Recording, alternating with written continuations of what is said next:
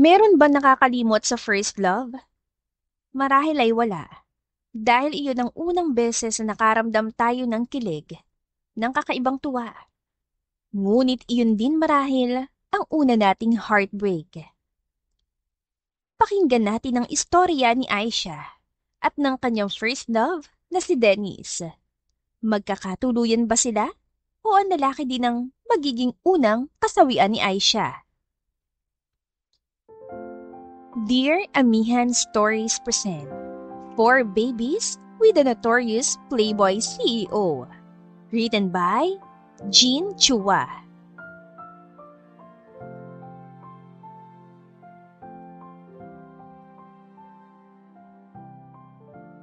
Turun kayo dyan, mga mare, mga ate, mga kuya! Sigaw ni Aisha habang nagpapadyak sa kanyang bike. Laman ng basket sa harapan niya ay ang mga paninda. Mainit pa! Turun! Saging rebusado bilo-bilo! Mga lola dyan, magmerienda na kayo! Napadaan siya sa lubak-lubak na parte ng daan, kaya nanginig din ang boses niya sa pagsigaw. Narinig tuloy niya ang pagtawa ng mga kababaihang nakasandal sa mamahaling sasakyan ni Dennis Alipala. Naroon din ang mga barkada nito. Nakahanda na ba mga langis ni John Boys? May naamoy akong malansa sa hangin. Careful at baka makulam tayo. Pasaring nawika ng isa sa mga lalaki. Mukhang papauwi na mga ito mula sa maghapong paglalaro ng bilyar. Ang malas ko naman at naabutan pa ako ng mga may tililing na to. Banas na sabi niya sa sarili bago nagpatuloy sa pagpadyak. Nagulat siya nang pigilan mismo ni Dennis ang kanyang bisikleta. Sino nga bang hindi nakakakilala sa lalaking ito sa lugar nila? Maliban sa pagiging matikas, may successful itong business sa sentro at mga karatig na rehiyon. Isa lang naman si Dennis sa mga leading bachelor sa kanilang probinsya. Ngunit kung may alaman si Aisha na hindi manggagaling sa bibig ng iba, iyon ay ang pagiging notorious playboy ng lalaki. Nakikita niya lagi ito. Walang segundo sa bawat araw na ipinagkaloob ng Diyos na walang sawang nakalingkit sa braso nito. Idagdag pa na napakalaking bully ng lalaki. Sir Dennis, naglalako ako ng maayos at hindi ko kayo inaano dyan. Pakibitawan naman ang bike ko. Marahang pakiusap niya. Natuto na siya. Kung haharapin niyang galit ang mga mokong ay lalaki ang gulo at wala siyang mapapala. Kung magpapakabait naman siya, walang mawawala. May narinig ako sa Tianggi nung isang araw. May nagkakalat daw ng chismis. Sabi, amoy asong may galis ang kotse ko at may malaki akong butlig sa likod. Panimula ng lalaki. Nakuha pa nitong ngumiti kahit pa kitang-kita sa mga mata ang tinatagong talim ng pagdududa. Ba't sa akin ka nagtatanong? Wala naman akong alam dyan. Hindi tayo close kaya hindi kita sisiraan. Sagot niya. Sana hindi mapansin ni Dennis ang kanyang pamamawis dahil oo, siya nga nagkalat ng chismis na yon. Nung isang araw kasi, nakarating sa kanyang usap-usapan na siya raw ang isang mambabarang. Para sa isang payak na babaeng kumikita lang sa pamamagitan ng pagbebenta ng pagkain. Grabe ang dulot na pinsala ng chismis na yon sa kanyang pagtitinda. Sino pang gugustuhin bumili sa nababalita bilang mambabarang? Kahit siya mismo, hindi bibili. Alam niyang isa lang sa mga alipore si Dennis ang nagpakalat ng chismis na yon, kaya naman gumanti siya. Isa pa, anong mahalikot sa amoy ng kotse mo? Hindi pa naman ako nakakalapit dyan. Dennis naman, parang timang to. Lalamig ang paninda ko. Alis na! Bumitiw sa wakas ng lalaki pero lumipat lang ng pwesto sa kanyang harapan. Sinuri nito ang kanyang paninda. Puro matatamis tong binibenta mo. Wala bang maalat dyan? Tanong nito. Agad siyang umiling. Merienda naman kasi yan at hindi ulam. Naghahanap ka ng maalat. Sinabi ko naman turon, bilo-bilo at saging rebusado, di ba? Napailing ang lalaki. Ganyan ka na makasagot ngayon? Yumuko siya upang itago ang pag-irap. Nagtatanong ka, sumasagot lang naman ako na maayos. What do you expect from someone na puro cheap recipe lang ang kaya nituin? She's been selling this for the past 5 years. We can't expect savory delicacies from someone na mukhang wala ng asim. Sabi ng kaibigan ni Dennis. Napalunok si Aisha. Iba pa rin talagang insulto kung nanggaling mismo sa isang lalaki. Napahawak siya sa mukha at sa huli ay inayos na lang ang mga paninda. Naku, mag-aalas 5 na pala, hinahanap na ako sa amin. Pag hindi ako bumalik agad, magtatawag ng pulis ang tatay ko. Pasimpleng sabi niya nang hindi naman pinansin ang mga nakatambay sa gilid ng daan. Si Dennis lang ang natawa. Magkano lahat ng to? Ako nang uubos. Napahigpit ang hawak niya sa manibela ng bike.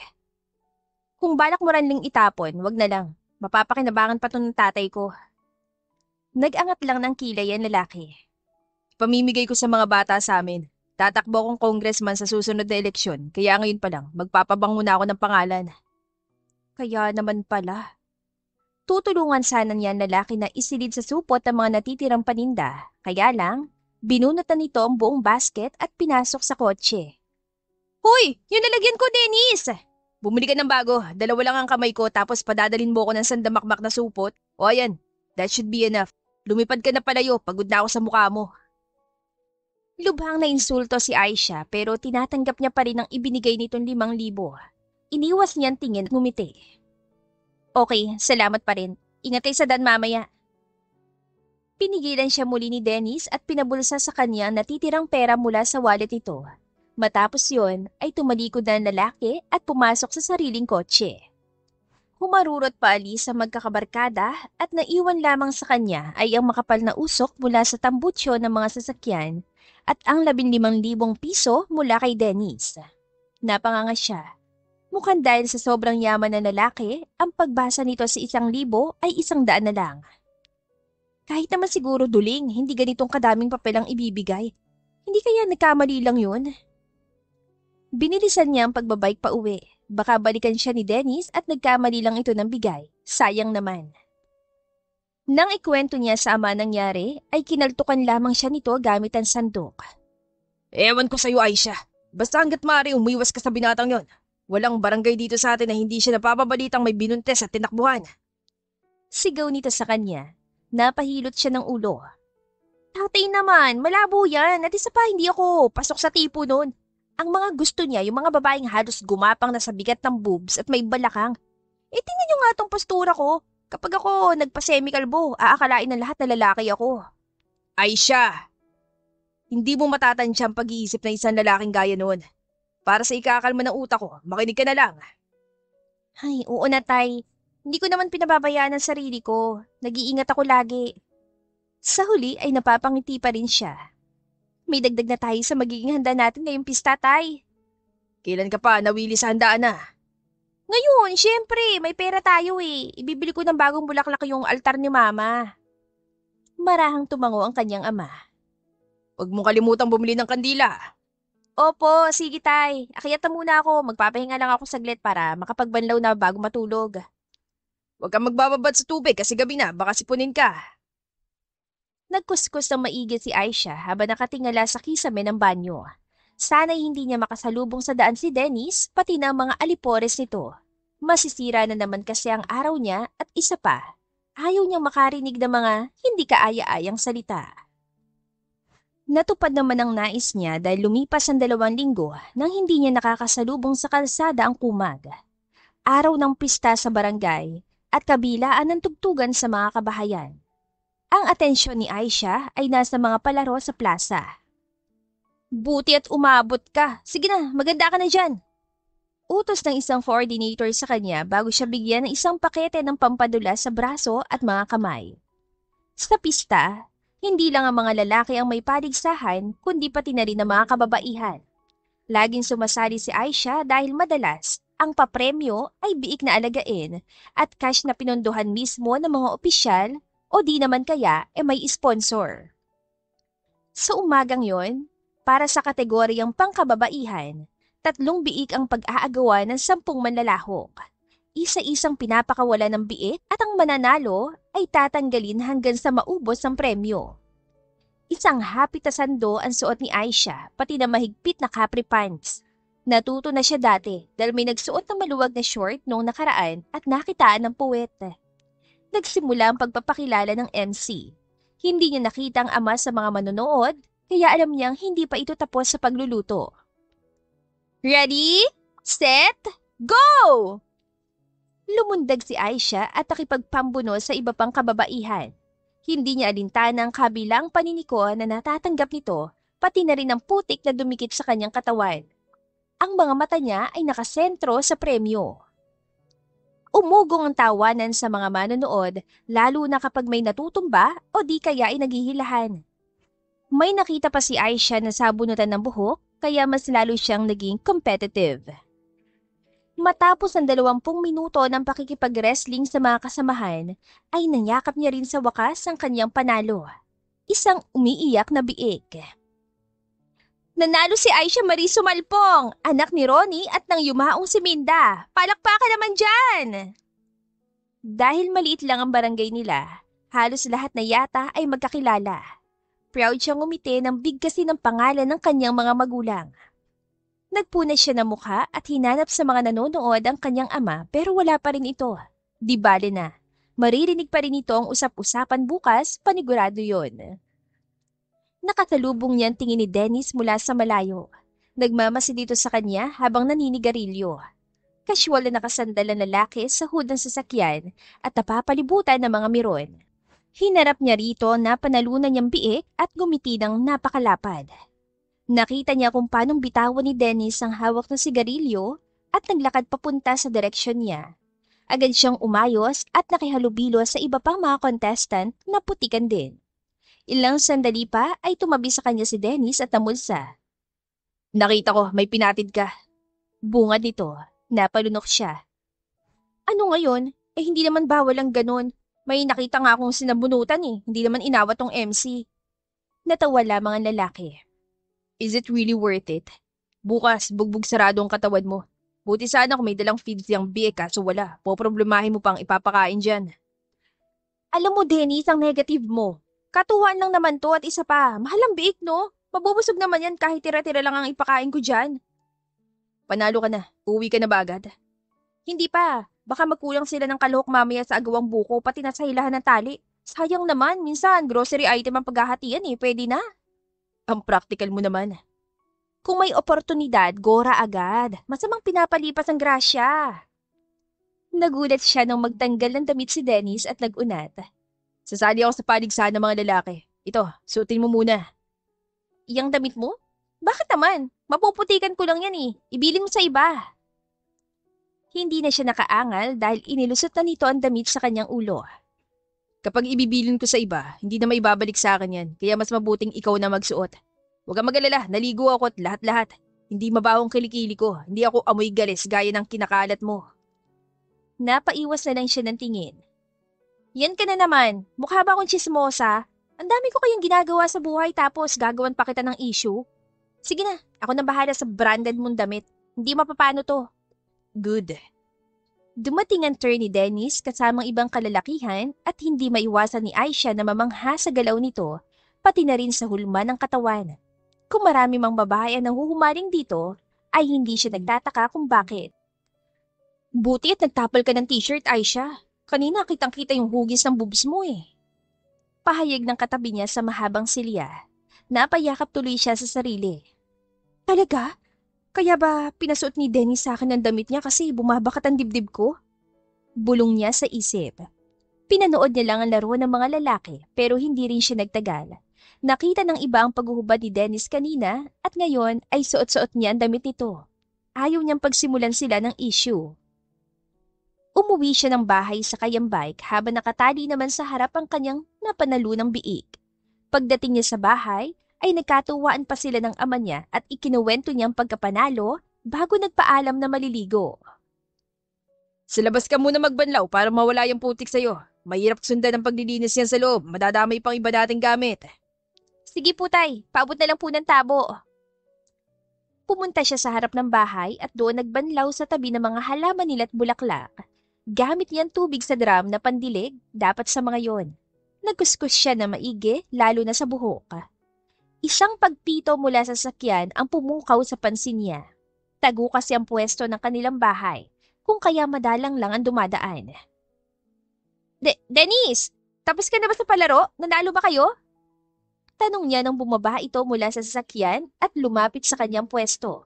Hinubad niya agad ang damit ng lalaki at pinagpipiga ng maigi. Hindi ko tinakbo tong damit mo Isasoli ko rin naman agad kapag nakita ulit tayo. Umuwi na ako bago pa matuyo ang putik sa buko, alam mo na. Akala ko ba sasali ka pa sa ibang laro? Tanong nito bago inabot ang tabo para magbanlaw. Putikan din pala ito mula ulo hanggang paa. Hindi na, kakabahagin yata ako sa lamig dun eh. Gusto ko na magbihis agad. Paano nga pala nalaman mo tong bahay namin? Nagtanong-tanong lang ako sa mga kapitbahay mo. Halos kilala ka ng lahat kasi naglalako ka ng merienda. Sagot nito. Wow, buti hindi ka naligaw sa daan. Nag-angat siya ng tingin at naabutan ng pagtitig ni Dennis sa kanyang dibdib. Napayakap siya sa sarili.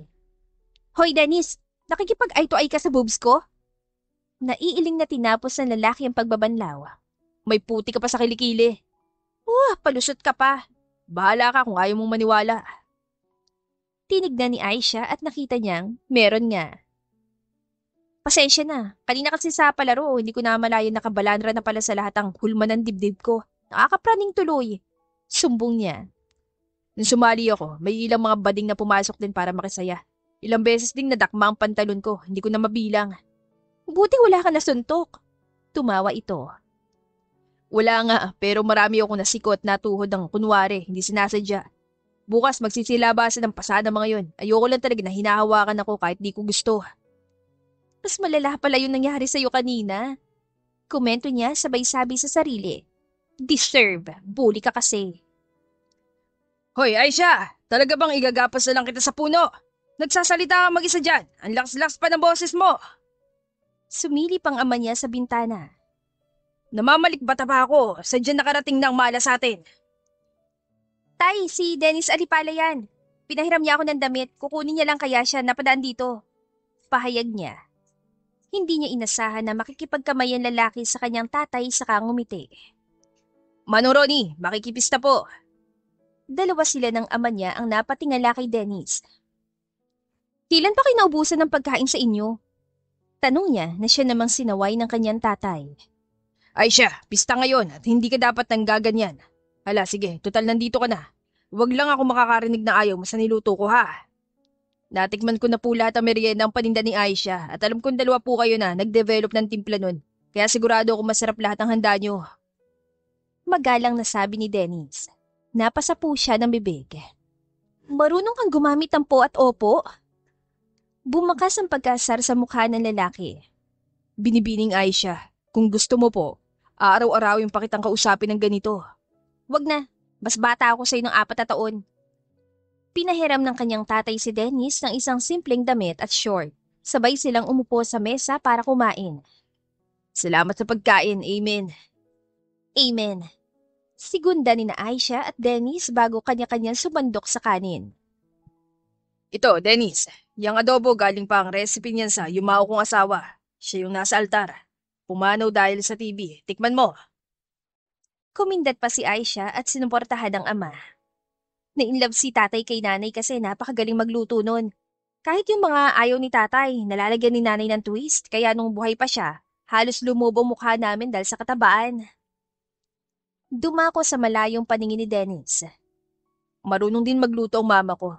Pero nung mag-hire si Papa ng mga kasambahay, hindi na siya nagluluto kasi may iba nang gumagawa. Minsan, namimiss ko ang luto niya. This adobo reminds me of our life back then. Nung wala pa masyadong kasambay sa bahay at nagkikita pa kami madalas. Kahit napakalayo ng lasa niya sa luto ng mama ko, masarap pa. Napangiti sa wakas ang tatay niya. Inasikaso nito si Dennis pagkatapos ay siya naman. Alam niyang matagal nang gusto ng ama niya magkaanak ng lalaki pero dahil maagang nawala ang nanay niya, hindi na siya nasundan pa. Hindi masabayan ni Aisha ang trip nito minsan dahil mas mahilig siya sa pagtatanim at pagbebenta ng pagkain. Hindi niya nakuha ang passion ng kanyang tatay sa pagluluto at pag-aalaga ng mga hayop. Matapos kumain, ay tinulungan siya ni Dennis na maghugas ng pinggan. Tatay Ronnie, baka pwede kong isama si Aisha sa baile mamaya. Nalaman kong hindi pa siya nakakadalo ng sayawan. Iatid ko rin siya agad pagkatapos. Napalunok na lamang si Aisha. Hindi pa siya sumasali ng baile kasi una sa lahat, wala pa naman nagyayaya.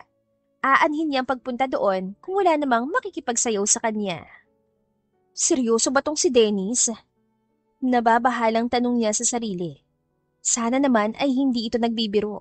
Maganda kasi ang pagtanggap ng tatay niya sa lalaki at kung pinagtitripan lang siya ng mokong, talagang mabibigo ang tatay niya.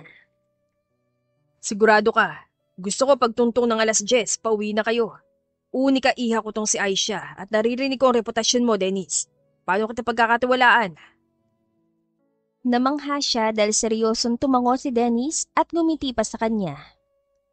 Wala akong intensyon na saktan ng anak niyo, Tatay Ronnie. Hindi siya mapapahamak mamaya kasi marami kaming magkakasama para naman magkaroon ng kaibigan tong anak niyo.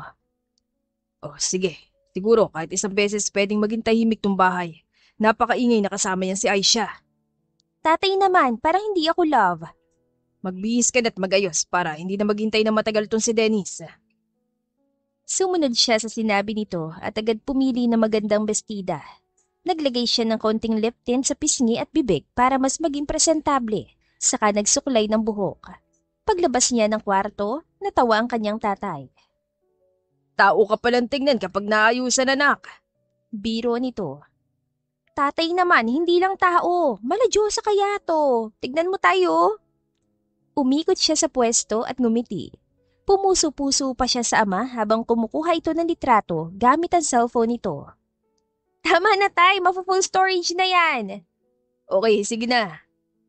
Naabutan niya si Dennis na kinakalikot ang dalang cellphone. Napakaseryoso ng mukha nito at hindi man lang siya tinignan bago tumayo para umalis na. Mag-ingat kayo sa daan. Paalala ng tatay niya bago nagsara ng pinto. Madilim dito kapag gabi. Hindi ka ba natatakot na ihatid ako dito mamaya? Tanong niya kay Dennis. May naglako ng taho dito dati tapos hindi na nakauwi sa kanila. Natawa na laki sa kwento niya. Nawala ka mo? Bakit? Kinain mo ba yung nagbabenta ng taho? Sabing hindi nga ako aswang. Daing niya bago sumampa sa kotse nang pagbuksan siya nito. Okay, confirmed. Hindi amoy asong may galis ang sasakyan ni Dennis. Komento niya sa sarili. Uuwi muna ako sa bahay para magbihis tapos dediretso na tayo agad sa baile. Pinandar na nito ang sasakyan. Ibaba mo na lang ako sa barangay hall tapos kita-kits na lang mamaya. Nangunot ang noon nito. Ang sabi ko sa tatay mo, babantayan kita. Pag napano ka habang wala ako, sino haharap sa kanya? Along the way naman kaya sige lang. Napahalukip-kip siya. Babantayan daw hindi mo nga ako matignan. Baduy bang ayos ko ngayon? Hindi. Maganda nga lalo na yung bestida mo. Tamang-tamang habat masiglang kulay. Kung ganyan ang bihis mo kapag nagtitinda, hindi ka na, may issue na, mambabarang. Umismid siya at hindi na umimik pa. Siguro para sa isang city boy na gaya niya, bihis pambata lang doon suot ko. Sabi niya pa nga dati nakakapagod ang mukha ko eh. Aisha, tumingin ka sa salamin. Hinanap niya ang salamin na tinutukoy ni Dennis at napansin sa wakas ang rear view mirror na nakaharap sa kanyang pwesto. Nakatingin ako sa iyo kanina pa. Maganda, okay? Tumango siya sa ngumiti. Nakampante na siya kasi approved kay Dennis ang damit. Ibig sabihin ay hindi siya nalalayo sa mga makakasama nila mamaya. Pumasok sila sa isang compound. Mabilis na bumaba ang lalaki para pagbuksan siya ng pinto. Inalalayan siya nito sa pagbaba at iginiya sa isang malaking bahay. Baka nasa loob si mama kasi pista ngayon. Maupo ka lang dyan sa sala, bababa ako agad. Paalam ng lalaki bago umakyat sa ikalawang palapag ng bahay. Binigyan siya ng palamig ng tauhan ni na Dennis at isang plato ng snacks. Ninangat-ngat niya ang isang biskwit nang walang ano-ano'y pumasok ang isang ginang na suot ng isang magarbong bestida. Tinang, umuwi na ba si Dennis? Ang kumag, hindi man lang bumati sa akin pagdating niya. Reklamo nito bago umupo sa kanyang tapat. Hi dear, what's your name? Aisha Marie Sumalpong po. Kaibigan ni Dennis. His friend? Kumibot ang labi ng ginang. Ngayon ko pala nakitang anak ko na nag-uwi ng kaibigan. Well, I'm Carla. Just call me Mama Carla. Mama Carla? Pag-uulit niya. Normal lang ba to? Tanong niya sa sarili. Natawa ang matanda. Nasanay na kasi ako at isa pa kapag Mama Carla ang tawag sa akin, alam ko agad na kaibigan ni Dennis ang tumatawag. Special call sign para sa special friends ng anak ko. Sige po. Bumaba rin agad ang lalaking hinihintay niya. Inayos nito ang kwelyo saka nag-spray ng pabango. Ma, may date kayo ni Papa ngayon? Bati nito sa ina pagkatapos bumeso. Yes, nakaka-excite nga. Lumapit si Dennis sa kanya at ibinigay ang bote ng pabango sa kanya. Hindi kita nakita maglagay ng pabango kanina. Mamaya, siksikan sa loob at mag-ahalo-halo ang amoy. Matapang to kaya matagal mawala. Talaga? Siningot niya ang bote at napakurap. 20 ba kada spray ko nito? Ang gara ng amoy, di ko afford. Mukha ba akong gipit at nagbebenta na lang ng pabango? 20 kada spray? Si Dennis na mismo nag-spray sa kanya. Umikot ka, pikit at baka malagyan ng mata mo. Uy, pati binti ko nilagyan mo. Magsing amoy na tayo niyan. Hindi sumagot si Dennis hanggang sa matapos sila. Naabutan niyang ina ng lalaki na malisyosang tingin sa anak. Raincoat sa bodega, Dennis. Ipag-raincoat mo na rin siya at papayungin mo. Tabunan mo lahat. Sabi nito. Agad na naintriga si Aisha. Uulan mamaya, ma'am. Baka, dear. Hindi natin alam kung kailan babaha ng ulan na wala sa lugar. Ulan na wala sa lugar? Naningkit ang mga mata niya sa mag-ina at nagpa siyang hindi nalang pansinin ng mga ito. Para bang may sariling pag-uusap ang dalawa na hindi siya kasama. Kapag bumabaha, may kasamang bato. Kawawa ang mga jealousy na wala sa lugar kasi mababasag. Oo naman po, yung mga bintanang gawa sa jealousy. Pasimple niyang pagtatama sa sinabi ng ginang. Pinagtawanan siya ng matanda bago ito umalis. Kumuha ng jacket si Dennis at binigay yun sa kanya. Diyan na muna, susutin ko mamaya kapag lumamig. Sige, akong bahala. Nakalimutan pala ni Aisha na magdala ng jacket para sa sarili. Naku, kailangan niya talagang agahan ng pag-uwi mamaya. Pagdating nila sa baile, nakapalibot na sa barikada ang mga bantay na sundalo at mga opisyales, habang ang sayawan ay nag-uumpisa ng mag-init sa gitna. May mga babaeng nakaupo sa unahan at nakahanay ayon sa tangkad. May mga kahon sa harap ng mga ito. Kapag gustong makasayaw ng kung sino ang isa sa mga babae, kailangan nilang maghulog ng donasyon. Nakakatulong yon para may pondo sa mga susunod pang kasiyahan sa barangay. Ang gaganda nila, Dennis! Bulalas niya. Kung siya nakaupo doon, lahat ng perang ilalagay sa kahon niya ay dediretso sa kanyang bulsa. Pwede naman tumanggi ang mga babae kung ayaw sa lalaking gustong makasayaw ang mga ito. Dagdag pa, may nagbabantay para masigurong hindi lasing ang lalapit o di kaya ay bastos. May kaibigan kang gustong makasayaw dyan? Tanong ni Dennis bago naglabas ng wallet. Pinigilan niya ito. Wala, naiinggit lang ako sa kahon nila. Narinig ko may ibang binibigyan ng alahas at mga tsokolate. Bigyan na lang kita ng pera para ikaw nang bumili. Napangiwi siya. Nasaan ang pagiging romantic dun? Hindi naman yung mismong bagay ang kinaiinggitan ko. Yung effort ba? Wala pa nagbibigay sa akin ng ganun eh. Mas romantic ang pera. Aanhin mo ang tsokolate kung mas kailangan mo ang bigas. Nagtatakang ipinilig niya ang ulo. Kapag nililigawan mo ang mga babae, binibigyan mo ba sila ng bigas? Kumibot ang labi ng lalaki. Hindi ito agad nakapagsalita. Nakita mo naman na yung kotse ko. May laman bang sako sa akong bigas? Mali ko ba kung dekilo ka kung mamigay ng bigas sa mga nililigawan mo? 1 kilo kada dalaw. Binigyan ko ba ng bigas yung tatay mo? Hindi. Wala ka namang binigay. Nagpaalam ka lang na lalabas tayo. Oh, edi ganun ako manligaw. Nagpapaalam ako sa magulang. Hindi ako namimigay ng bigas. Sagot ni Dennis bago humalukip-kip. Dahan-dahan namang umikot sa isip ni Aisha ang sinabi nito. Napasa po siya ng bibig. Nililigawan mo ko? Hindi pa, pero kung papayag ka, pag-iigihan ko hanggang sa maging tayo na. Napaatras siya at panandali ang humiwalay kay Dennis. Kahit hindi siya lumingon, alam niyang nakamasid ito sa kanya. Trip ako ng mokong. Gulantang nasabi niya sa sarili. Baka dahil sa lip tint ko o di kaya sa bestida? Ngayong nagpahiwatig ng pagkagusto si Dennis, alam niyang hindi siya nito titigilan. Aisha, ang ganda mo ngayon ah. Bati ng isa sa mga naging kababata niya dati. Magpapahangin sana siya sa labas nang abutan siya nito. Uy, Manuel! Sino kasayaw mo?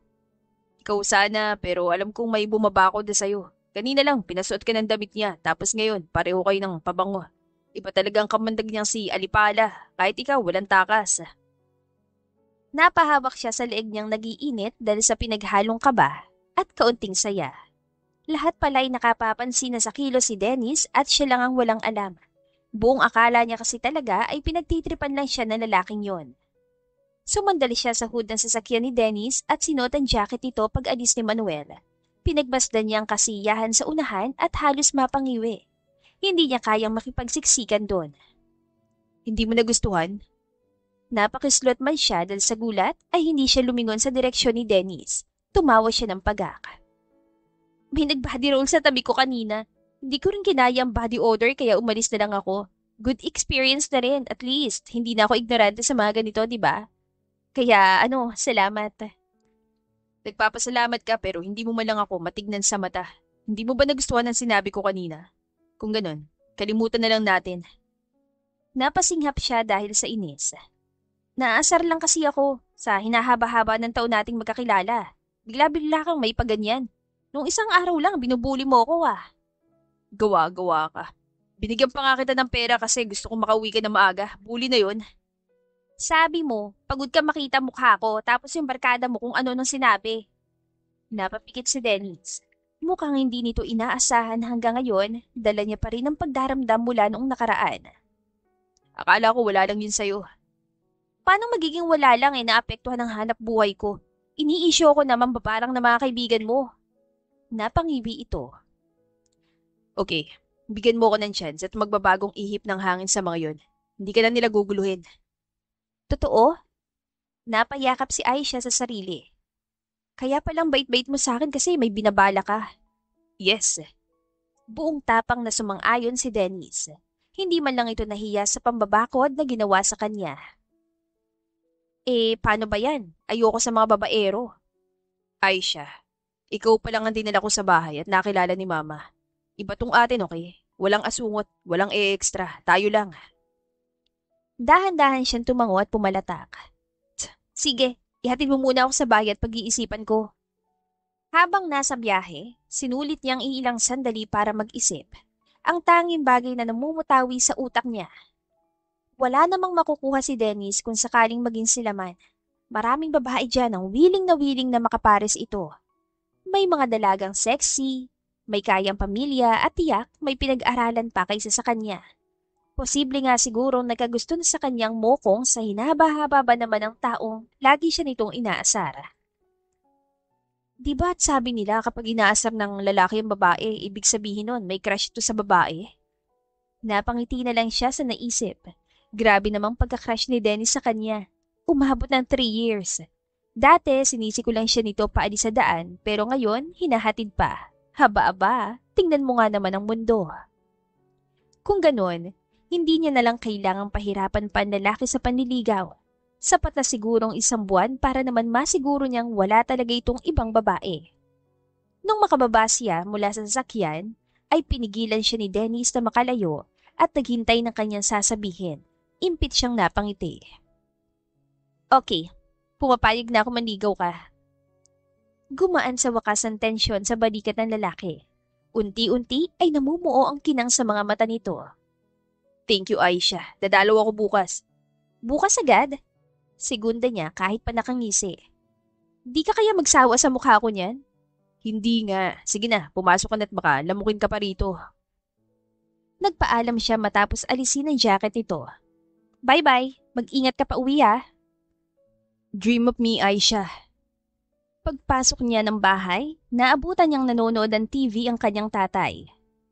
Pa, nanliligaw sa akin si Dennis. Masayang sabi niya. Tandaan mo yung sinabi ko sa'yo, Aisha. Kung kakaibiganin mo yon, ayos lang.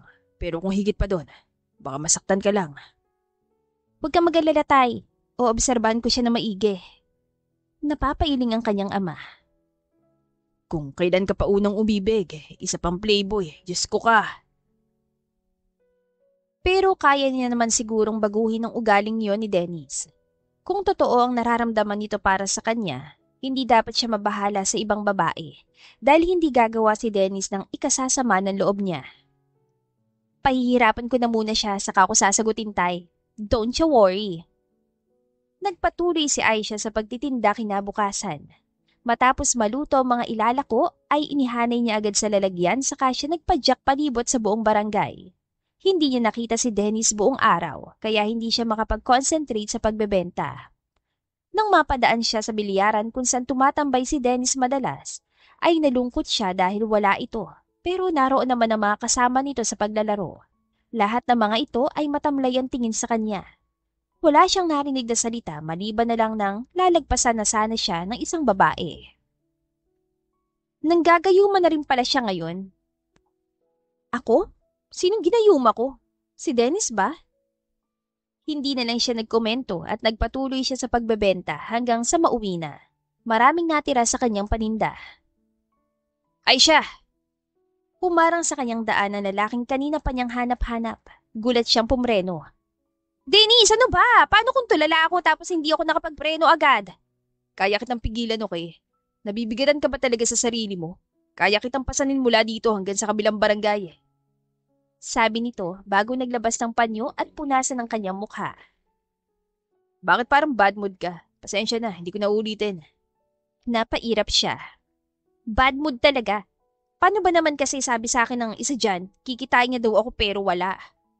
Nalit lang ay siya. Pinapa-inspect ni Papa ang factory namin sa ibang lugar. Nagmadali nga ako para maabutan kita sa daan. May cellphone ka ba? Para sa susunod matatawagan mo ko ng diretsyo. Napadpad sa malayo ang kanyang tingin. Wala eh. Yung keypad ko nahulog yun sa daan habang nagbabike ako pauwi nung minsan. Nag-iipon naman ako para may pambili ako ng bago. Talaga? Then, on the meantime, ito munang gamitin mo. Cellphone ko yan. Ang lapad naman ng screen nito. Magkano kayang ganitong model? Tanong niya habang hinihimas ang touchscreen. At saka bakit mo pinapahiram sa akin? Baka masira ko lang to. Ayoko magkasalisihan tayo sa daan at isa pa. Kapag namimiss kong boses mo, edi, tatawagan na lang kita. Napatango sa wakas si Aisha. Smooth ka rin eh, no?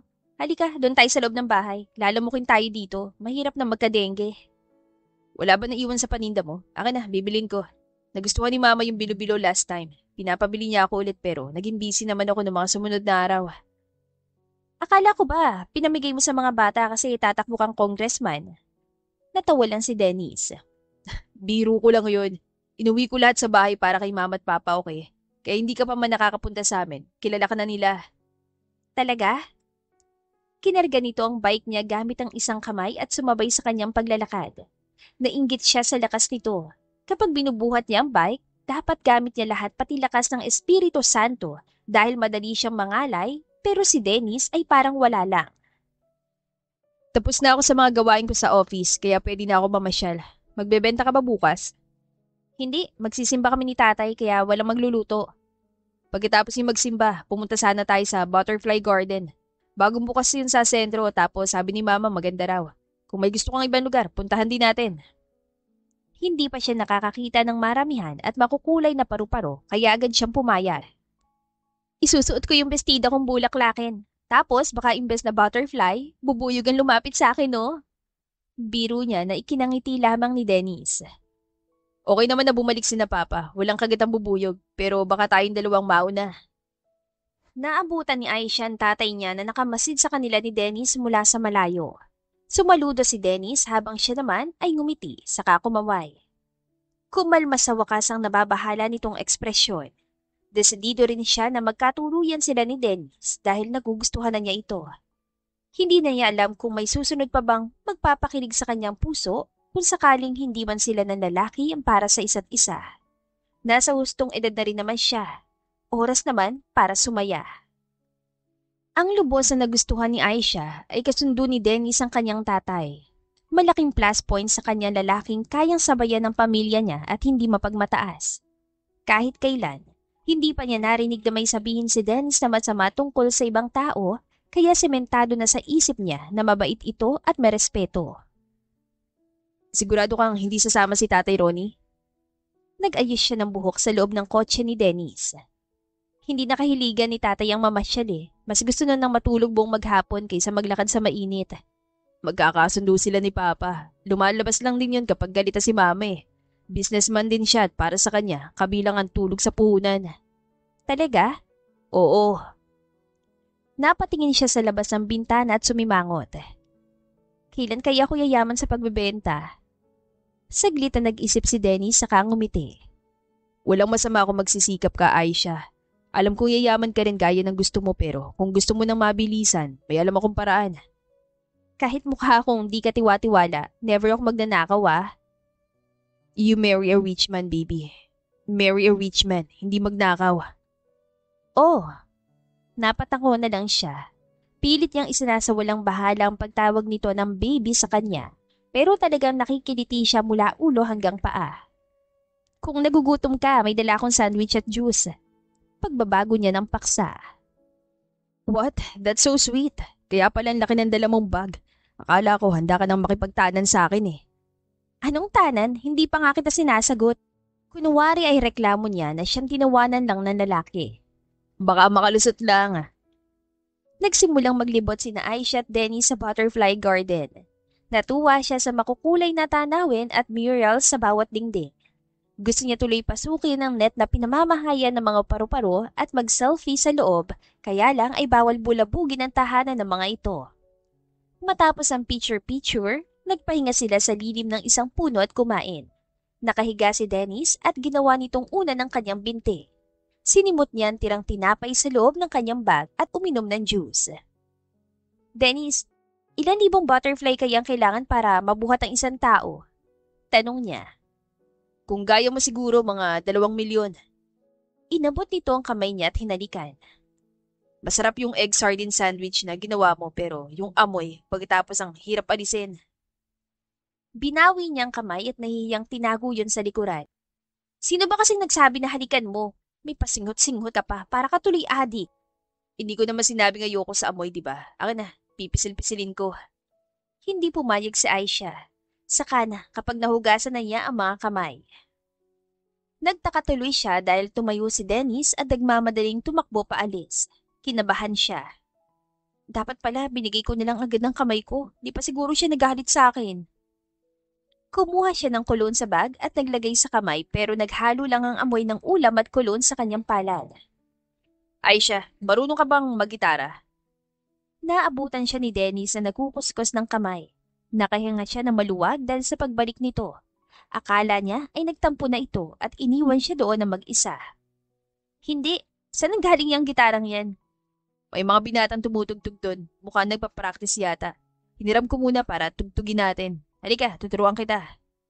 Dennis, baka masira yan. Ibibili natin sila ng bago. Sige na, tara. Sayang ang binigay kong pera pang merienda nila kung hindi rin natin ito ma-enjoy. Pumwesto ito sa likod niya at inalalayan ng kanyang mga kamay. Nung una ay hiyang-hiya siya sa mga nanonood pero kinalaunan, nalimutan na niya ang mga miron at nagsimula na siyang kumanta. Sa huli, si Dennis ang tumugtog ng gitara habang siya naman ang nagsilbing bokalista. Paminsan-minsan ay sumasabay din ito sa kanya dahilan para matunaw siya sa lambot ng boses nito. Matapos ang 1 oras sa jamming session, pumiyok-piyok na si Aisha dahilan para matawa si Dennis habang tumutugtog. Sa huli, tumigil pa talaga ito sa pagigitara para pagtawanan ng kanyang naipit na high note. Ang saya-saya mo kapag pumipiyok ako, ha? I'm sorry. Itinabi na nito ang gitara at niyakap siyang muli mula sa likod. Aisha, I like you way too much. Ang hirap tapusin ng 1 oras ang hindi kita naiisip. I will be very happy kung tayo na. Would you be so kind and grant me the honor to call you my woman? 2 kamay ang gamit niya para takpan ang nakangangang bibig. Naguunahan ng mga agam-agam, takot pati ng pag-asa sa kanyang isip at hindi niya alam kung anong unang iintindihin. Sa huli, nagwagi ang puso niya dahil sunod-sunod siyang tumango. Niyakap siya ni Dennis ng napakahigpit. Panay ang pagpapasalamat nito sa kanyang tainga habang pinaghahalikan ang kanyang buhok. Nag-init ang mga mata niya. Iyon ang pakiramdam na hindi kayang ibigay ng pamilya. Yung saya na para bang nakita na niya ang soulmate na mag-aalaga sa kanyang isip, puso at katawan. Ang pagsamba na tanging ang isang partner lang ang kayang magbigay. Ngayon, naiintindihan na niya kung bakit halos lahat ay gustong umibig. Ganito pala ang pakiramdam. Lumipas ang ilang maliligayang araw. Naghanda na si Aisha ng mga ititinda at nagsuot ng jacket. Turo yun ni Dennis sa kanya para hindi siya lamukin o di kaya ay magsugat dahil sa matinding sikat ng araw habang nagbibisikleta siya. Binilihan din siya nito ng sunscreen para maibsan ang pamumula ng mukha niya kapag nasa labas. Ibang-iba ka na. Noon, kahit naka-shorts lang magbay ka, ayos lang. Pansin ng tatay niya nung mapadaan siya sa harap nito. Kaya ang dami kong peklat sa bintitay kasi wala akong paki sa balat ko dati. Nilalagyan ko na ng ointment ang mga to para numipis at pumantay ang kulay. Pangit po ba? Tanong niya. Hindi naman, maganda nga yan at inaalagaan mo yung katawan mo lalo pat bata ka pa. Kaso parang biglaan, hindi ko man lang narinig na nagpaalam kang pupunta ng sentro para bumili ng mga ganyan. Napangiwi siya. Hanggang ngayon, hindi pa rin alam ng tatay niya na sila na ni Dennis. Proud pa niyang sinabi na papahirapan niya sa panliligawan lalaki pero heto sila at lagi na nag-holding hand sa labas. Binibilhan din siya nito ng kung ano-ano na makabubuti sa katawan. Nakakagilty tuloy. Tay, si Dennis nga po pala. Naghintay ang kanyang ama sa susunod niyang sasabihin. Mas lalo siya naging determinado na aminin ang lahat. Kami na po. Okay, mag-ingat ka sa daan. Nagmulat si Aisha at napanganga. Hindi mo ko pagsasabihan, tay? Kung hindi pa sinabi sa akin ni Dennis noong nakarang linggo, hindi ko pa malalaman. Saan ba nanggaling ang mga baboy riyan sa likod? Hindi ko binili yan. Mga regalo daw ni Dennis. Tay, akala ko talaga titigil na tayo sa pagbebenta ng merienda tapos magpapalaki na lang tayo ng mga baboy. Hindi pwede. Iniwang pangkabuhayan sa atin ng nanay mo yan, kaya dapat palaguin natin, imbes sa tigilan. Pumunta ka na sa labas at magbenta. Lalamigyan ko, magtatagal ka pa rito. Ay, oo nga pala. Sige tay, salamat po. Simula nang maging sila ni Dennis, nagsimula ring maging matunog ang paninda niya sa mga tao. Wala na sa wakas ang chismis na mambabarang siya. Kung hindi umamin si Dennis sa tatay niya patungkol sa relasyon nilang dalawa, malamang ay aabot din yun dito paglipas pa ng ilang araw. Bumaba siya malapit sa bilyaran upang magbenta sa mga naglalaro sa loob. Naabutan niya si Dennis na sumasargo. Nagangat ito ng tingin sa kanyang pwesto kasabay ang pagtira. Nagmintis ang bola nito. Just for the first time, I won. Sabi ng isang foreigner na kalaro ni Dennis. You're a good sport, buddy. Dapat money is yours. Your luck finally ran out. Natawa lamang si Dennis bago siya nilapitan upang akbayan. On the contrary, my good luck is here. Nagkantsawan ng mga barkada nito. Nakuha pa nitong halikan ng kanyang noo. Meet my girlfriend, Aisha. Pinakiyaw ng mga ito ang kanyang paninda. Walang naiwan kahit isa kaya masaya siyang napasandal sa kanyang nobyo.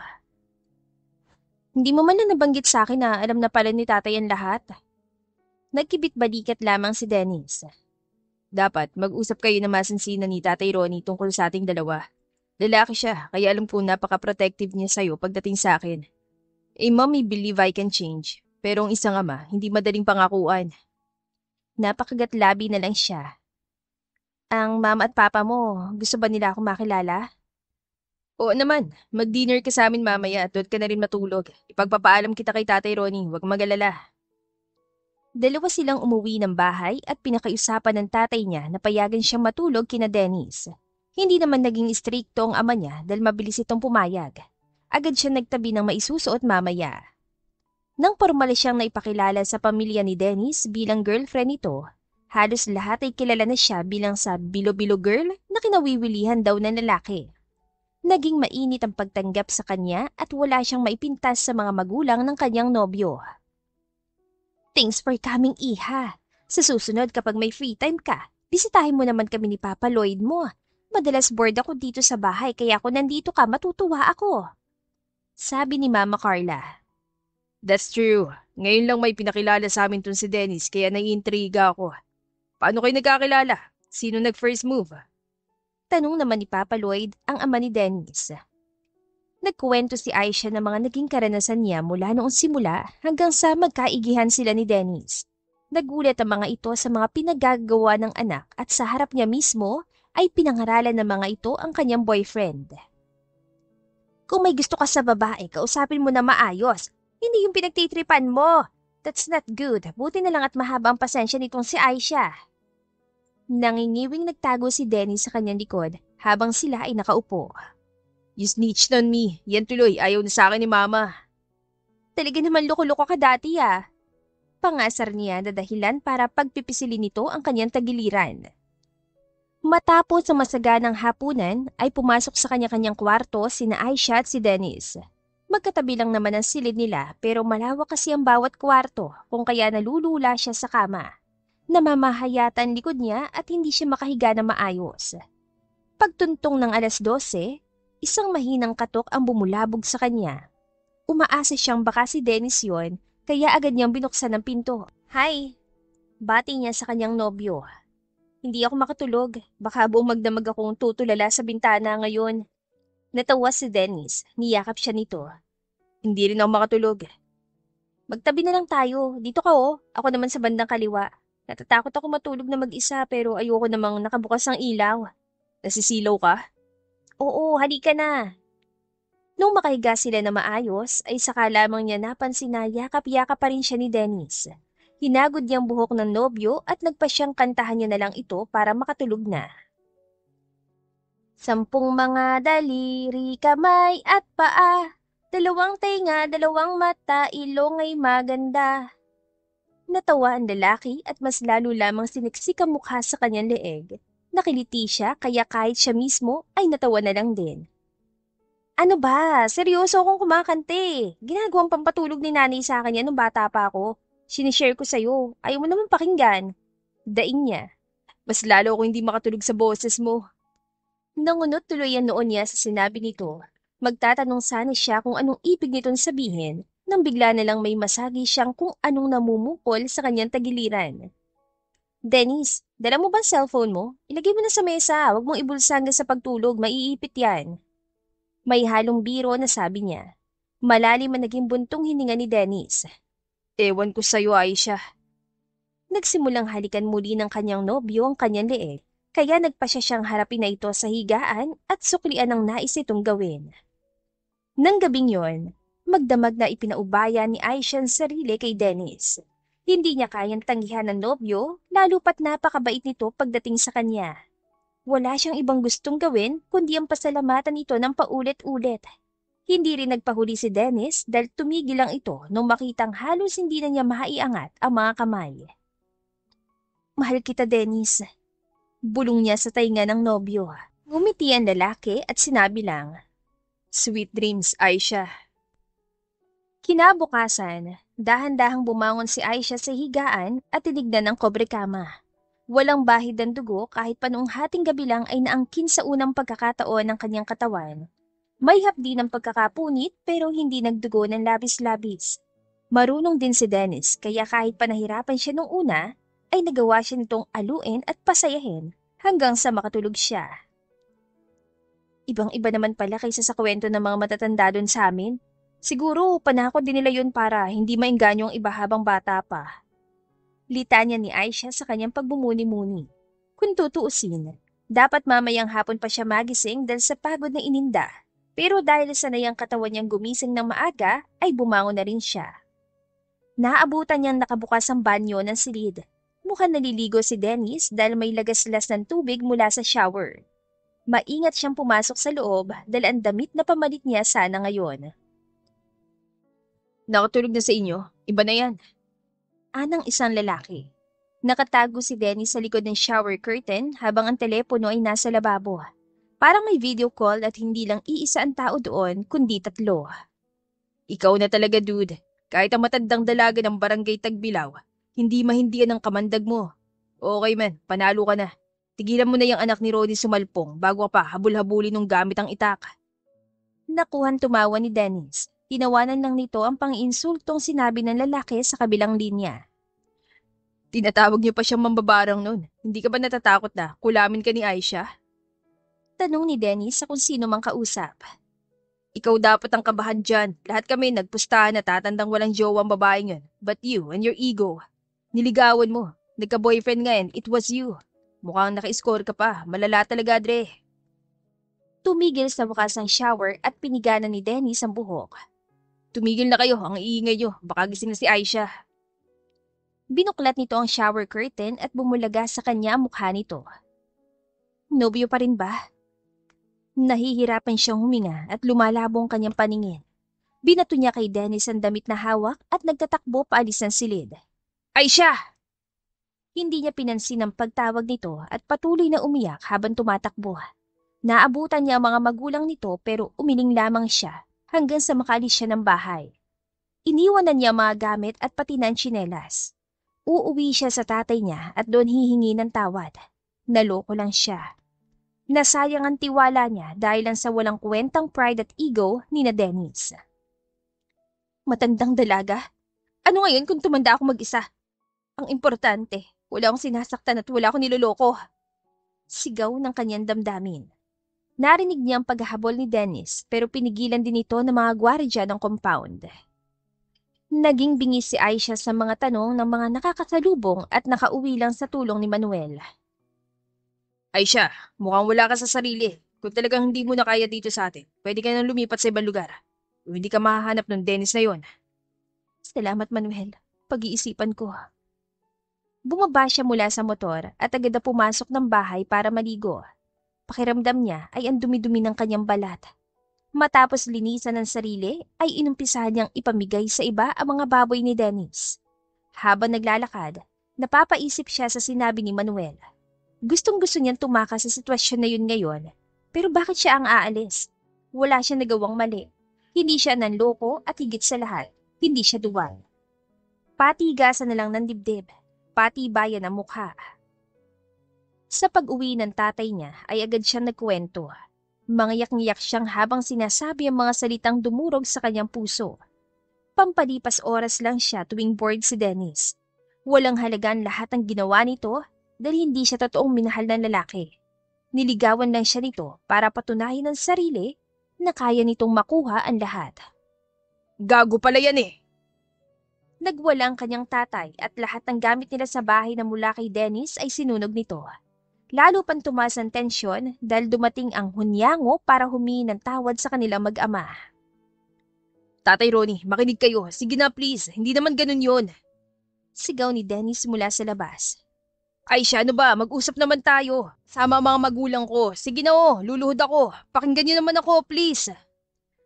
Aanhin ko yung palud-load mo. Walang hiya ka. Mas maiging putulan kita ng magkabilang binte para hindi ka na makapamerwisyo. Sira ulo. Kumuha ng bolo ang kanyang tatay at nagsimulang sugurin si Dennis. Tay, tama na! Tay! Buong lakas na hinila ni Aisha ang ama pabalik ng bahay. Higit siyang nasasaktan para sa kanyang ama. Naniwala din ito kay Dennis tapos iyon ang resulta. Bumalik ka na sa inyo, Dennis. Tapos na. Nakuha mo ng gusto mo kaya huwag ka nang magpapanggap pa. Nagsisisi ako na minahal kita. Wala akong ginawang masama sa'yo. Tila naubusan ng lakas si Dennis dahil pabagsak itong lumuhod. Walang salita na lumalabas sa bibig nito pero kitang-kita niya ang pagsisisi at sakit. Tinatapos ko ng ugnayan natin. Sa susunod na pumunta ka pa ulit dito, hindi ko napipigilan ng tatay ko. Alis na!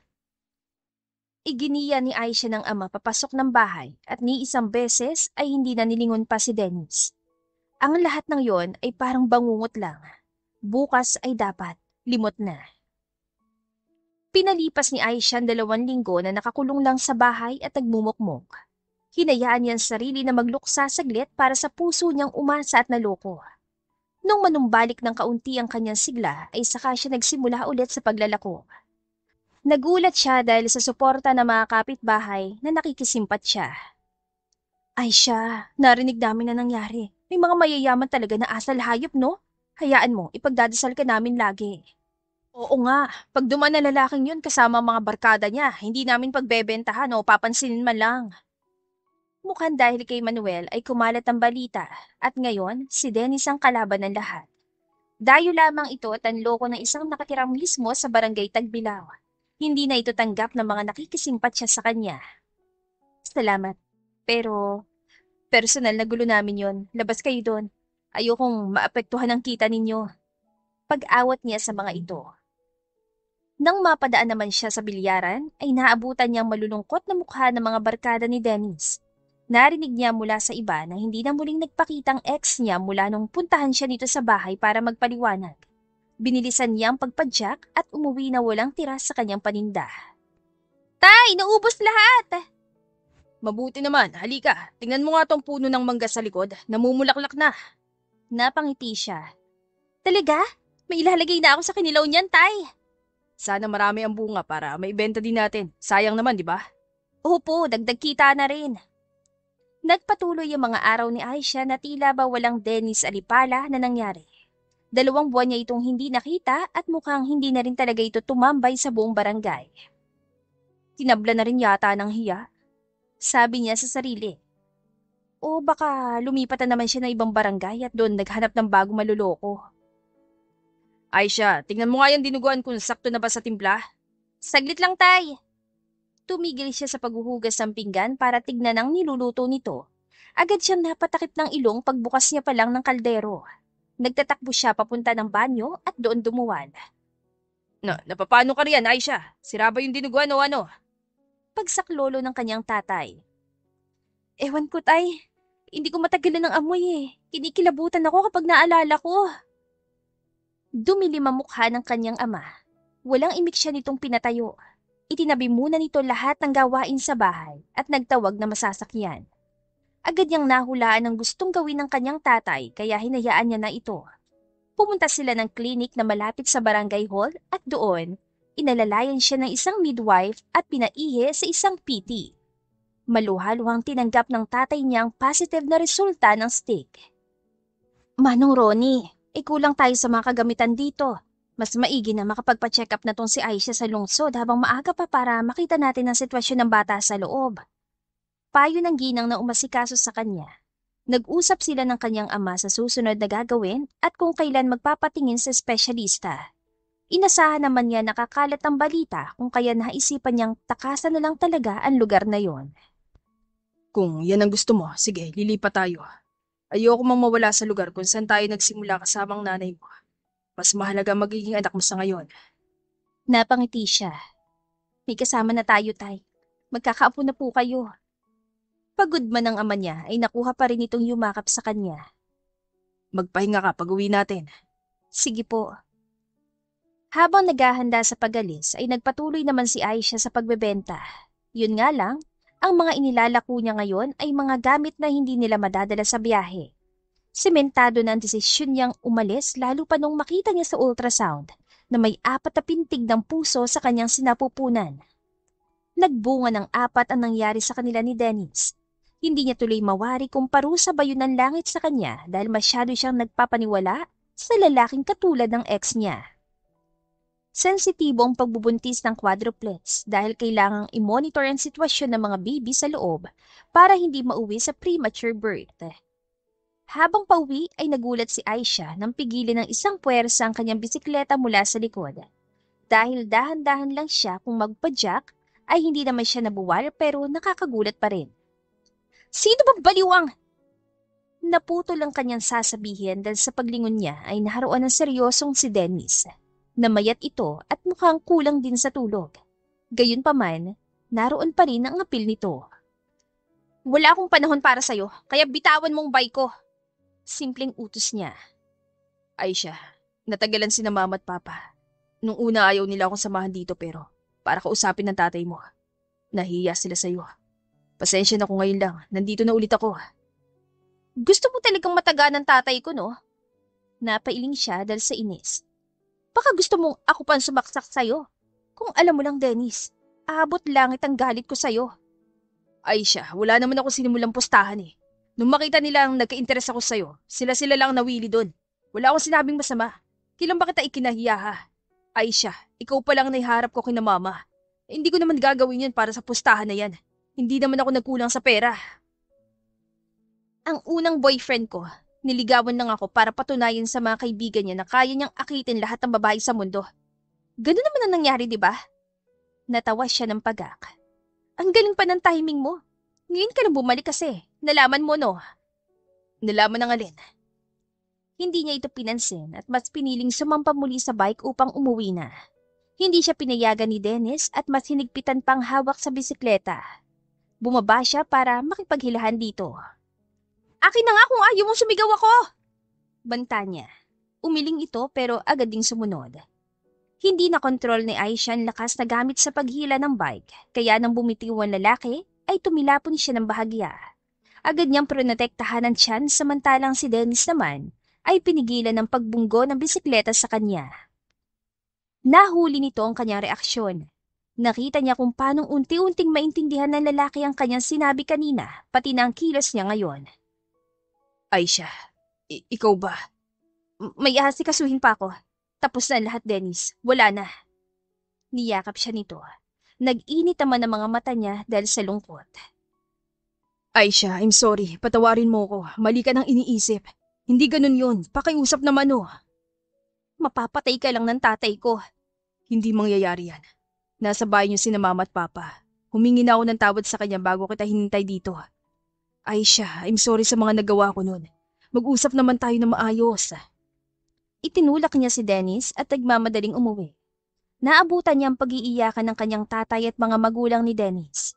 Nung makita siya ng mga panauhin, ay agad na nagtayuan ang mga ito. Aisha, dear, I'm very sorry. Bigyan mo pa ng chance ang anak ko. Kahit ano pang gawin mo sa kanya, hindi kami iimik ni Papa Lloyd. Basta ba tanggapin mo lang siya sa huling pagkakataon? Pahayag ng ina ni Dennis. Una, gusto lang namin na mapakinggan mo ang side ni Dennis. Pero ngayon nalaman namin ang pagbubuntis mo. We can't help but worry. Hayaan mong gampanan namin ang responsibilidad bilang kadugo ng mga batang dinadala mo, Aisha. Segunda naman ang ama nito. Napayakap siya sa tatay niyang payak lang na nakangiti. Nasa iyo ang desisyon. Kung anong gusto mong mangyari, yun ang masusunod, Aisha. Tanging sabi nito.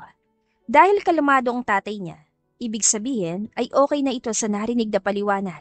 Siguro ay oras na rin para lawakan niyang isip. Pagod siyang ngumiti at nagpasya. Kakausapin ko po si Dennis. Ang araw ng kanilang pag-uusap ay ibang-iba sa mga date nila noon. Formal kung kumilo si Dennis habang siya naman ay malamig kung makatingin. Kung anong tamis noon, mapakla na ngayon. Naglakad sila sa daan at tahimik na inoobserbahan ng isa't isa. Matagal na kitang napapansin, Aisha. Panimula ng lalaki. Siguro, una mo ako nakilala sa kwento ng iba, pero ako, nakikita kita lagi sa kalsada tuwing dumadaan ako dito. Walang kabuhay-buhay ang barangay Tagbilaw. Inaasar kita sa tuwing nakikita tayo kasi ikaw lang naman ang gusto kong balik-balikan dito. Siguro, kasalanan ko kasi kahit kailan, hindi ko sinabi sa ibang pagtingin ko sa'yo. But my feelings were personal. Kahit kailan, hindi ko tinuring na matalik na kaibigan ng mga taong sunod ng sunod sa akin. Hindi nga sila kilala ng mga kadugo ko. Hindi siya nagsalita at nanatiling nakayuko. Nagpatuloy si Dennis. Nung magkatuwaan sila at pagpusta ng relasyon natin, wala ako nun. Lagi tayo magkasama at minsan, tambak pa ako sa trabaho. Girlfriend na kita, kaya ba't pa ako babalik sa kanila? Gusto kitang ipagmalaki sa kanila kaya ipinakilala kita pero iba palang pagkakaintindi nila sa intention ko. Akala nila biro lang ang lahat. Inaako ko mali, Aisha, kasi hindi kita naipagtanggol at hindi ako naging malinaw sa lahat. I'm sorry. Hindi pa naman tapos ang lahat, hindi ba? Mapapatawad mo pa naman ako. Tumunghay siya at nag-ayos ang buhok. Pinigilan niya ang mga luha nagbabadyang pumatak at tumikhim. Alam ko naman tapat ka sa nararamdaman mo sa akin, Dennis. Ramdam ko sa bawat hawak at pag-aalala na mahal mo rin ako. Pero hindi kasi sapat yun lalo na kung hahayaan mo lang ang iba na insultuhin ako. Paano kung may luwal ko ang mga anak natin tapos ganyan ka pa rin? Sino magtatanggol sa amin? Hindi makapaniwalang suminghap si Dennis. Buntis ka nga at hindi man lang kita naalalayan agad. Sabi nito na may buong pagsisisi. Inabot niya ang kamay at niyakap naman siya nito na mahigpit. I'm sorry, Aisha. I'm sorry dahil nabigo kita. Dahan-dahang dumausdos ang lalaki hanggang sa pumirmi sa lupa ang tuhod nito. Kung saan kitang-kita ng kanyang mga kapitbahay ay lumuhod ito. Napakislot siya. Dennis, tumayo ka na. I can bow even lower than this. Anang lalaki. Napakalaki ng kasalanan ko sa'yo. Mangako kang hindi na mangyayari to ulit. Pangako, Aisha. Pangako yan. Miss na kita. Ikababalo ko kung lalayo ka sa akin. Nagtakip siya ng tainga pero lahat ng salita ni Dennis ay tumatagos sa kanyang puso. Napakahirap nitong kalimutan. Tila yata imposible, lalo pat first love niya to. Ang dapat na gawin nila ngayon ay ang matuto para ang pagkakamali ng kahapon ay hindi na ikawasak ng mga magagandang plano at matatamis na pangako ngayon. Lumipas ang maraming buwan Sa pagpayag ni Aisha at ng kanyang ama, lumipat sila sa compound ng mga alipala at doon namuhay kasama ang pamilya ni Dennis. Naalala ko yung araw na nagtatakbo ka paalis, dear. Alam mo bang hinabol ka ni Dennis kahit pa wala siyang saplot? Oh my God! Buti na lang talaga may mga gwardiya tayo sa gate dahil kung wala, mababadita siyang baliw. Wala siyang pake kahit umaalog-alog sa harap namin yung niya. Natuwalya lang ang nakatabi basta ang importante mahabol ka. That's when I know he's crazy. My son is crazy for you. Pagsasalaysay ni Mama Carla habang nagluluto ito kasama ni Tatay Ronnie sa kusina. Nahihiyang yumuko si Aisha. OA siguro para sa iba pero matagal niyang inalagaan ng dangal at puri bilang babae. May nangyari na sa kanila ni Dennis saka naman niya narinig ang nakakainis na usapang yon. Agad siyang naapektuhan at hindi na nakinig. Maya-maya ay sabay naman dumating mula sa trabaho sina Papa Lloyd at si Dennis. Ngayon lang ulit ako umuwi ng bahay ng 3:00 mula sa trabaho. Sabi ng matandang lalaki. At umuwi itong si Dennis. Kabuuan na ni Aisha Papa. Baka mamaya manganak siya nang wala ako. Seryosong sagot ng kanyang asawa. Hindi pinatagal ni Dennis ang kanilang pagiging magnobyo at nobya dahil iniharap siya agad dito sa huwes. Babawi na lang sila sa selebrasyon kapag naipanganak na niya ang kanilang quadruplets. Dati, parusang akala ni Aisha sa dami ng mga batang yon pero ngayon ay binago niya ang pag-iisip. Ang quadruplets ay hudyat lang pala sa kanilang bagong simula. Mas matibay, mas matured, at ngayon mas nagkakaintindihan na. Halos lahat ng tao sa barangay Tagbilaw, fan na fan ang kanilang love story dahil ehemplo sila na nagpapatunay na walang nagmamataas sa tunay na pagmamahal. Handa dapat na umako ng kasalanan at magpatawad. Ang dami niyang natutunan ngayong nasa poder siya ng mga alipala. Nakita niya rin ang inggit ng karamihan sa kanyang posisyon, subalit wala silang magagawa. Aisha Marie Sumalpong Alipala is loved dearly by her husband Dennis. Bilang patunay yon ay heto siya at spoiled habang nag-aabang sa kanyang panganganak. By God's will, she is blessed with 4 babies with this notorious playboy. Binago niya ito at marami rin siyang natutunan dahil dito. There is always the risk of pain in loving someone. Pero kung worth it ba ang sakit para sa pagsasama, sadyang tayo lang sa sarili natin ang nakakaalam. Dennis, manganganak na yata ako. Anya nang biglang sumakit ang kanyang tiyan. What? Natatarantang tanong ng asawa niya. Napahiyaw siya sa hindi may paliwanag na sakit at agad naman siyang dinaluhan ng mga kasama sa bahay. Hindi na niya alam kung paano sila nakarating sa ospital. Makalipas ang ilang oras lang sa operating room, ay narinig na agad niya ang iyak ng kanyang mga anak. Nang hihina siya ng dalhin sa pribadong silid pagkatapos manganak, pero ang lahat ng hirap at sakit ay worth it. Lalo na nang magising siya at makita ang 4 na anak na kalong ng mga lolo at lola na mga ito. Ang isa naman ay kalong ni Dennis. Anong gusto mo, mahal? Agad na tanong ni Dennis nang mapansin na gising na siya. Umiling siya. Okay na siya. Sapat na sa kanyang makita ang mga taong importante sa kanya matapos halos magbuwis ng buhay sa panganganak. Ganoon daw yon, hindi ba? Kapag nanganganak ang babae, ang isang paa ay nasa hukay. Ayaw niyang tawaging happy ending yon. Iyon ang simula ng bagong kabanata sa buhay nila ni Dennis. At handa na siya sa mga susunod pang kabanata kasama ito at ang kanilang quadruplets. The End. Kung nagustuhan ninyo ang aming istorya, ay huwag kalimutan na mag-like at subscribe. Mag-iingat po tayong lahat. To God be the highest glory. Hanggang sa muli. Paalam!